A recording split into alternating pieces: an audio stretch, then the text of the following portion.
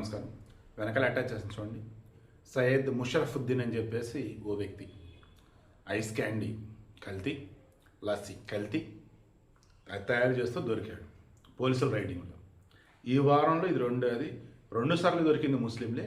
Of course ఇంతకుముందు కూడా హైదరాబాద్లో చాలా చోట్ల కల్తీ జరుగుతున్న ఉన్నట్లు అత్యధికులు ఎవరు దొరుకుతున్నారంటే ముస్లింలు దొరుకుతున్నారు. నేను ఇక్కడ ముస్లింలు ఒక్కళ్ళని కూడా తక్కువ చేసే ఉద్దేశం నాకు లేదు. నేను డైరెక్ట్ పాయింట్ ఏంటంటే, గతంలో హైదరాబాద్లో ఇటువంటి కల్తీలు లేవు. రీసెంట్ టైమ్స్లో ఏది రోహింగ్యాలు ఇండియాలో చొరబడ్డారు, రోహింగ్యాలు ఇండియాలో ఆధార్ కార్డులు తీసుకున్నారు, ఇక్కడ సెటిల్ అయ్యారన్నారే. అండ్ పశ్చిమ బెంగాల్ మిగతా చోట్ల ఉన్నటువంటి వాళ్ళు ఎవరైతే ఇక్కడికి సెటిల్ అవుతున్నారో వీళ్ళ సంఖ్య పెరుగుతుంది. అప్పటి నుంచి కల్తీలు పెరిగాయి. ఇది నా పాయింట్.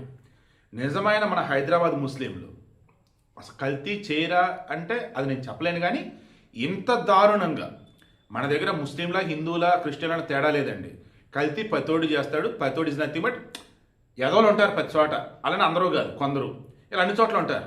అది ఓకే, కొంతవరకు ఓకే. కానీ రీసెంట్ టైమ్స్లో ఘోరహత్య ఘోరంగా అల్లం వెల్లుల్లి పేస్ట్ కల్తీలు ఎవరైనా చూస్తే ఒక ముస్లిం పేరు వినిపిస్తుంది. ఎక్కడంటే పాత బస్తా చుట్టుపక్కల. ఇప్పుడు వీడు ఏమి నన్ను అడుగుతున్నది ఏంటంటే రిక్వెస్ట్ అన్నమాట. హైదరాబాద్ ముస్లింలు ఎవరైతే ఉన్నారో మీకు రిక్వెస్ట్ చేస్తున్నా, వీళ్ళు తయారు చేసిన కల్తీది తినటం వల్ల మీ పిల్లలైనా మన పిల్లలైనా ఎవరైనా ఇబ్బంది పడిపోతారు, మనం కూడా పోతాం. కాబట్టి అసలు వీళ్ళు ఎవరు, ఎక్కడి నుంచి వచ్చారు, దేశం మీద కుట్ర, లేదన్నప్పుడు జనాభా మీద కుట్ర, లేదన్నప్పుడు ఇంకేంటి, ఈ కుట్రల కోణాన్ని తెలియచేయండి. మీ పిల్లల్ని కాపాడుకుని ఈ దేశాన్ని కాపాడండి.